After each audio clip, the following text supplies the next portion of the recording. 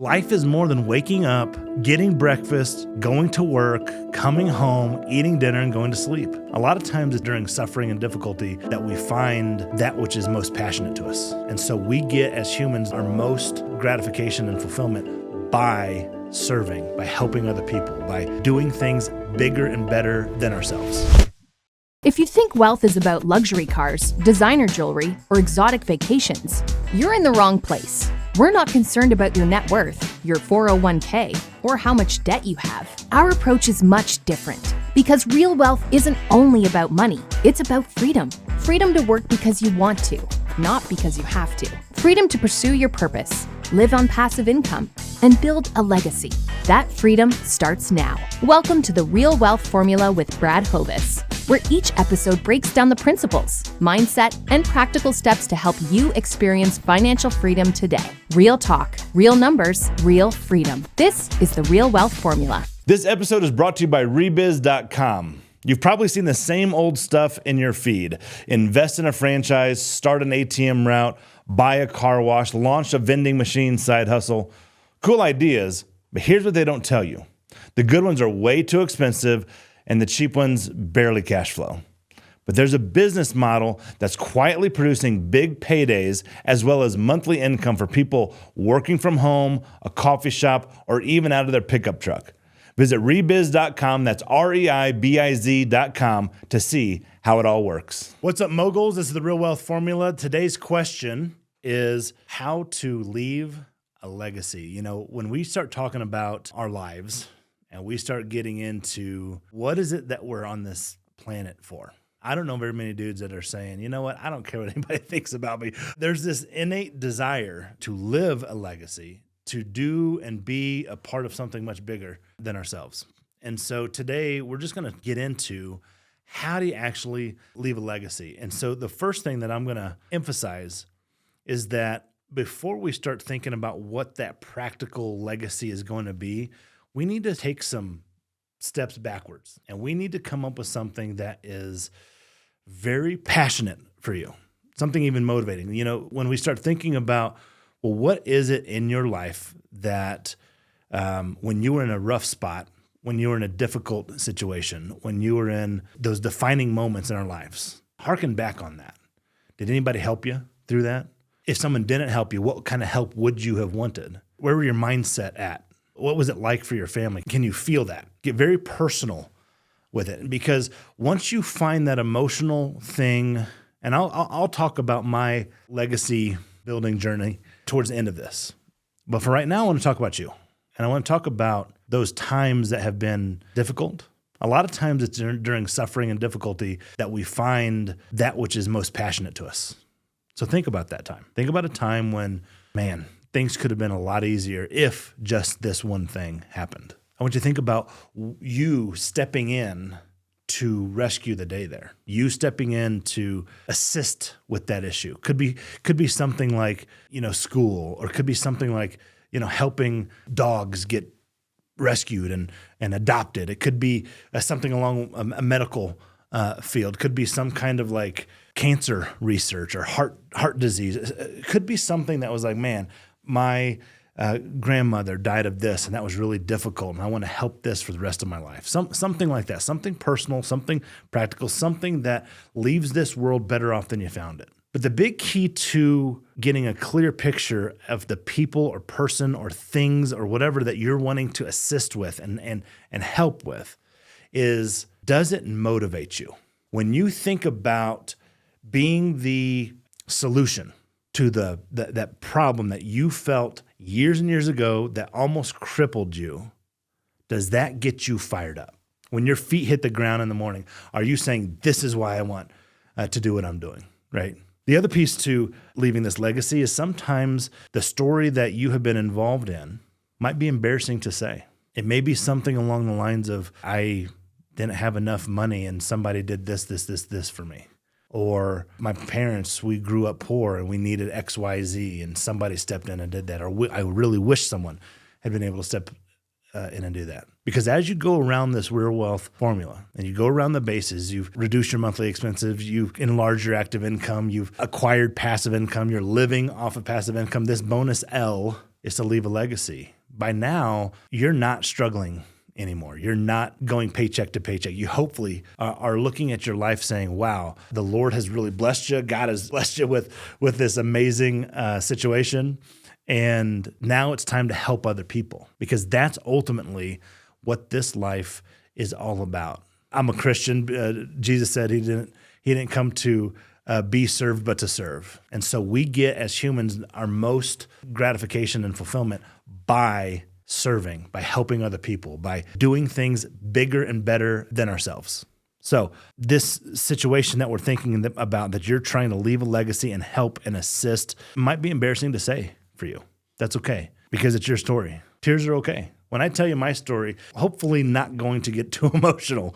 We'll see. But there's several things in my life that if I really wanted to drill down and make a decision on and say, yeah, I want to help people in this scenario. It could be something from, dealing with my babies in the NICU and then the newborn intensive care unit. Like, that's really rough. I had a baby who lived for 3 months. She lived primarily in the NICU at both University Hospital and Children's Hospital. She passed away in 2008. But those nurses who cared for her, there's a special place in heaven for NICU nurses. Like, I have nothing but fond things to say about these people. Maybe something like that gets you emotional is going to be how you want to leave a legacy on this earth. It could also be something that is able to make you cry, get you welled up. Now, once you get that scenario, I want you to create a big, hairy, audacious goal, a BHAG. I'll share with you my BHAG. That big, hairy, audacious goal is something that makes it so that you can say it quickly, repeat it to other people, and get instantly motivated. Have you ever wondered why sometimes you're motivated and sometimes you're not? And you wake up and you're like, do I really want to do this? And whatever. And your energy levels are just kind of all over the place. A lot of the times that has to do with the fact that you're just not inspired. You're bored. Life is not what you had expected it to be, or it's exactly what you expected it to be, boring. And so what we do is we create these big, hairy, audacious goals, these goals that make it so that you're putting yourself out there, that you're being a little vulnerable with, and the second that you say it to yourself, you get fired back up. See, that's how you can kind of hack your own motivation, is making it so that you have a big, hairy, audacious goal that is unbelievable for you, that fires you up, that gets you out of bed in the morning, that sustains you through the rest of the day, that if it actually happened, you would be so proud of the life that you have lived that you would look back and say, this is the type of person that God made me to be. How amazing is that? And so once you get that big, hairy, audacious goal, I'm trying to get some practical steps for you. You got to get that big, hairy, audacious goal. And then what we're going to do is we're going to reverse engineer all of the steps until literally down to today. So let's pretend you had a big, hairy, audacious goal to rescue every orphaned dog in Denver, Colorado. This is where we live. That's your goal. I want all dogs are adopted. Okay. Well, what would you need to do within 5 years from now to make that happen? What would you need to do within a year from now? What would you need to do this month? Like, there could be some things like, well, we make sure that there's no orphan dogs, right? We really emphasize, spading and neutering dogs so that there are no just random dogs filling up these kennels and pounds and all that kind of stuff. Maybe you get into a partnership with all of the local adoption agencies and ask, what is it that's the biggest issue and the threat? You reverse engineer all of those kind of things down to today. And so you may start with something as simple as call all the adoption companies and interview them and ask them, what are the major problems that you're dealing with? And they give you an answer. And then you go and say, okay, my step for next week is I'm going to try to address one of those. I'm going to see what I can do to help with one of those. If it's spay and neutering, then hey, just like at the end of The Price is Right. What do they always say? The Price is Right. Bob Barker gets up there, talks about spaying and neutering your dogs. It's like, okay, that's one way to help, right? And so you create that big, hairy, audacious goal. You might eventually get it on The Price is Right or whatever, a TV show. And you're doing work towards that, because life is more than waking up, getting breakfast, going to work, coming home, eating dinner, and going to sleep. It's more than all the daily grind that you do just to survive. You see, once you get to the point where what you're doing, what we say, infinite and eternal significance, man, This life becomes more than just the slug that you've been dealing with. It's more than just the rat race. It's something impactful to other people. They need you. Those dogs need you. Those babies need you. Those nurses need you. And now, instead of just paycheck to paycheck, paying bills, eking by, you've got something more significant going on in your life. Guys, personal finance shouldn't end at your bank account, not at the balance of your bank account. The saying is true. There are no U-Hauls on hearses. Your bank account will go to zero within days of you dying. Why? It will get distributed to whoever. Yes, we want to talk about legacy and leaving a trust, and I'm going to get to all that kind of stuff in just a little bit. But don't think that once you die, all that stuff is going with you. This world is more important than that. I take a different approach to wealth and money and capital and all that kind of stuff.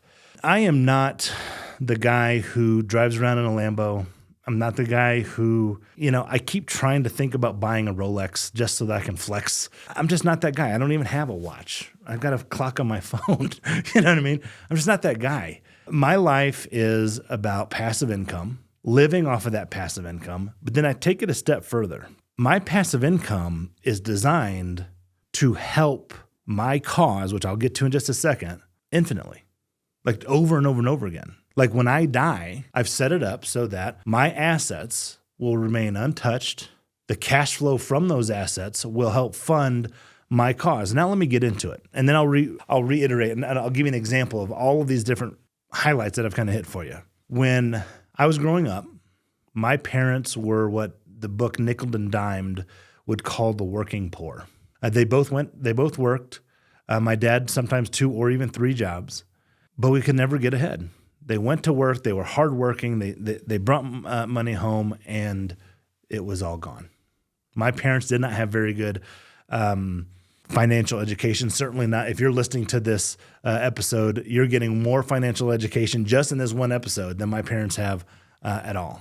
Up until here recently, my dad decided to attend one of my Financial Peace University classes, taught by Dave Ramsey, but I teach that at our church, and he attended, and now he's going on the right path. I wish he would have done it when I was a kid, but I'm glad he's doing it now. Because when we were growing up, we didn't have a ton of money. We lived in St. Louis, Missouri, across the river in Granite City, Illinois. We lived in multiple towns in St. Louis, Fenton, South County, Maplewood, before some of those were even great areas. But my mother had a conviction, and her conviction was that us boys went to Christian school. We went to Christian education. So from the time I was a little boy, elementary school, middle school, high school, I went to Christian school, except for a couple of years in there. But usually because they couldn't afford to send us to Christian school was the reason why there's a couple of years in there, like my 3rd grade year, my half of my sophomore year, I was in a public school. But my mother had that conviction that she wanted to send every kid, her kids, to Christian school. Well, Christian school, private school, is not cheap. My parents worked effectively to send me to Christian school. Okay. Well, my parents at one point had split up, and they were dealing with their marital issues. They eventually got back together in a big mess. But one year, we weren't going to be able to go to Christian school. And I didn't know this until a couple of years ago. But my baseball coach while I was in high school, Mr. Gill, Coach Gill, Dwayne Gill was his full name, but I would never call him that as Coach Gill. I recognized that, hey, the Hovis kids would not be able to get to go to school there. And so, out of his own pocket, paid for our tuition.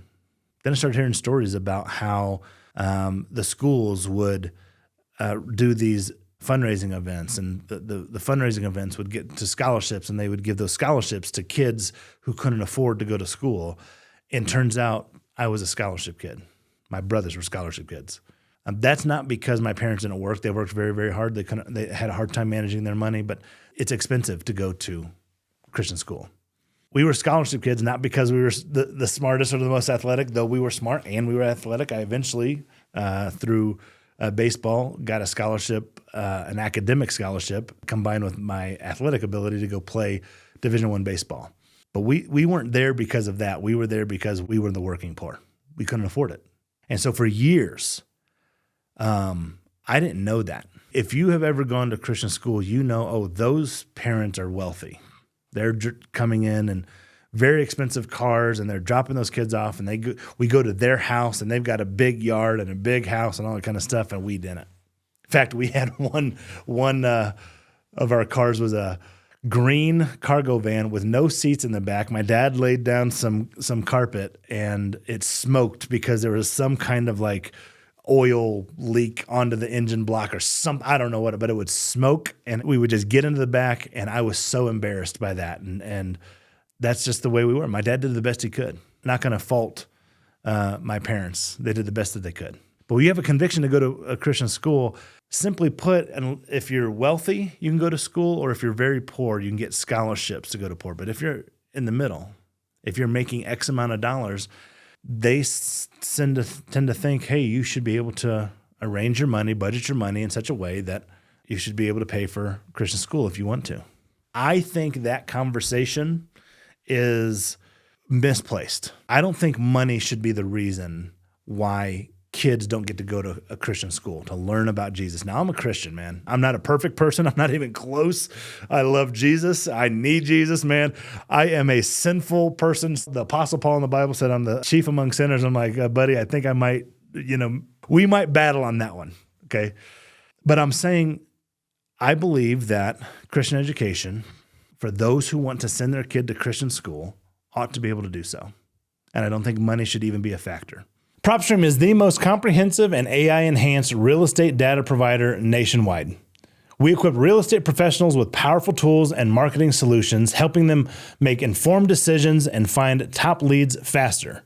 Visit realwealthformula.com/sponsors for a special link to get a free trial and a ton of goodies only for you, Real Wealth Formula moguls. So my big, hairy, audacious goal is that anyone who wants to send their kids to Christian school ought to do so. I want to make Christian education available for all. That's my statement. Christian education available for all. Well, right now, that's not the case.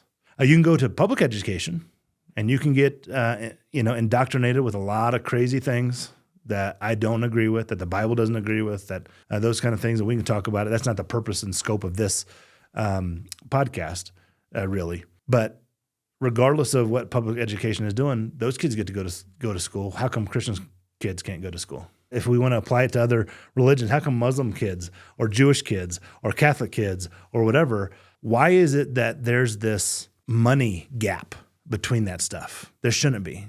So for me, it gets very personal for me. I was that scholarship kid. I was that poor kid. I was a kid whose parents were part of the working poor. I wasn't poor, we were working poor. And it's a crazy distinction, but it's true. People work as hard as they can and come home with next to nothing. That's where we were at. That was the scope that we were at. Certainly not enough to afford Christian private school. Not even close. And if it weren't for benevolent donors and people like my baseball coach, Dwayne Gill, and those other people who contributed to those fundraisers, I certainly would not have the relationship with the Lord that I have right now. And I likely, because of various circumstances in my life that you guys have heard about, losing babies and a bunch of stuff, man, it's hard to say if I'd even be here. Like, life is tough, dude. Life is really tough. You need Jesus. I don't know how people without it does. Hey, and if you're in the position where you're like, man, I don't know about this whole Jesus, direct message me. We can have a theological conversation, talk about your hangups about the Christian faith and the Bible and whatever. I'm happy to help you with that. But for the scope of this lesson, where we're answering the question, how do you leave a legacy? Number one, go get something you're passionate about. Go get something that motivates you, that's very personal, that gets you emotional and fired up. Go create a big, hairy, audacious goal that you go repeating to other people so that when they hear it, they also get inspired. And that inspiration trickles back onto you, even if you're in a down, gloomy, unmotivated day. Make it so that you go and say, my life is dedicated to more than just paying bills, going home, and sleeping, right? It's got to be more than that. You have to have a direction, a North Star that means something much bigger than that. And that's how you leave a legacy. You dedicate your entire world around that. So I run a private equity company. It's called Hovis Capital. We acquire real estate across the country. Quite literally, every single deal that we do, a portion of that goes towards helping kids go to Christian school. Sometimes through scholarships, sometimes through helping fund teacher salaries, sometimes building programs, operational expenses. Eventually, we think we're probably going to pick a fight with the Department of Education, maybe even the teachers union, and say, hey, we need to make it so that Christian education is available for all. And I'm not stopping until that happens. So I'm planting trees under which the shade I'll never sit, right? Because as I grow my private equity company, a portion of all of those deals are funding this cause. Not just now, but also when I'm dead and gone, when I'm buried. I've written it out in my trust. I've written it out in my will. If you're in a will state, it specifically spells out, this is precisely how this ought to go.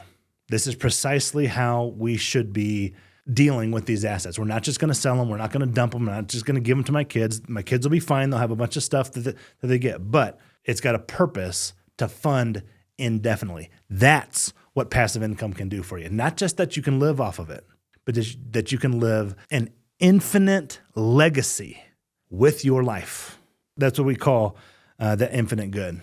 That infinite good that you can leave with that passive income, dedicating it to that cause, whether that's saving dogs, helping babies, curing cancer, whatever it is that you get fired up about. Man, use those cash flowing assets, acquire those cash flowing assets to live on, yes, but then let that live on beyond you.